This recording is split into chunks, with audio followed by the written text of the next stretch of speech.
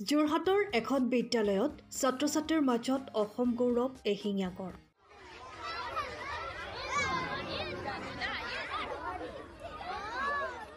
যোৰহাটৰ এখন বিদ্যালয়ত ঘূৰিছে এটা অসম গৌৰৱ এশিঙীয়া গড়।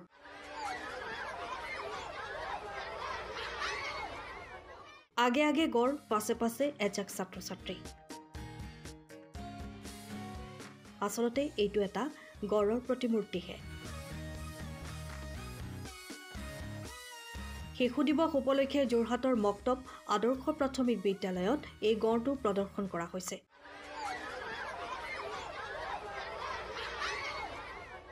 যোৰহাটৰ বঙালপুখুৰীৰ মানসজ্যোতি বৰুৱা নামৰ ভাস্কৰ্য শিল্পীজনে নিৰ্মাণ কৰা এই গড়টো ছাত্ৰ-ছাত্ৰীসকলৰ মাজত প্ৰদৰ্শন কৰা হৈছে।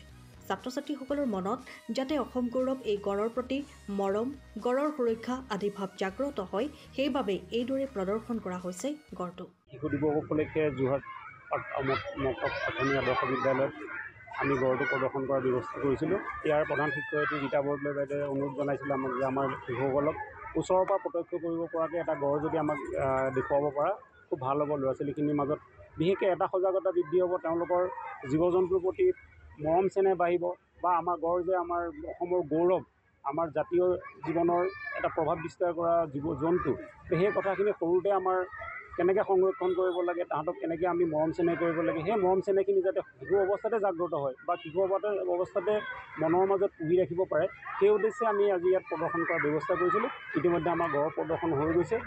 ল'ৰা ছোৱালী শিশুসকলে যথেষ্ট আনন্দ উপভোগ কৰা দেখিবলৈ পোৱা গৈছে। শিশু দিৱস উপলক্ষে আমি আজি বিভিন্ন কাৰ্যসূচী হাতত লৈছোঁ। তাৰ ভিতৰতে আমাৰ এই গড় প্ৰদৰ্শনৰ ব্যৱস্থাটো কৰিছোঁ।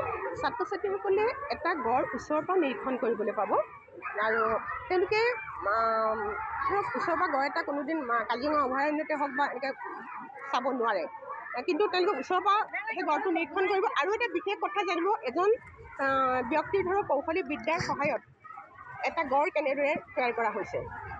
তেওঁলোকে একাগ্ৰতা থাকিলে কোনো এটা বিষয়বস্তুৰ ওপৰত যেতিয়া অধ্যয়ন থাকে, ৰাপ থাকে, তেতিয়া কোনো কামেই অসফল নহয়, সকলো কাম সফল হৈ উঠে। আমাৰ ছাত্ৰ ছাত্ৰীসকলে সেই বিষয়টো এটা অনুধাৱন কৰিব পাৰিব।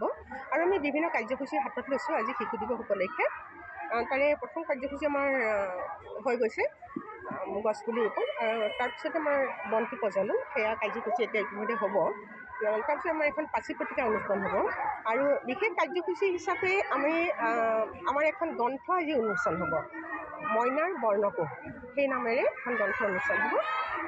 তাৰ গ্ৰন্থখনৰ বৰ্ণ শিকনৰ চিত্ৰ আৰু পদ্যৰ মাধ্যমেৰে বৰ্ণ শিকন পুথি, তাত অনুশীলনৰ ব্যৱস্থা থাকিব। আশা কৰিম সেই পুথিখন ৰাইজে আদৰি ল'ব। আৰু সেই পুথিখন উন্মোচন কৰিবৰ কাৰণে আমি খণ্ড প্ৰাথমিক শিক্ষা বিষয়া যোৰহাট খণ্ডৰ নিমন্ত্ৰণ জনাইছোঁ মনীষ চেগোমলৈ, আৰু তেখেতে উন্মোচন কৰিব। সময়ৰ খবৰ সময়ত পাবলৈ ফ'ল' কৰক টাইম অফ আছাম।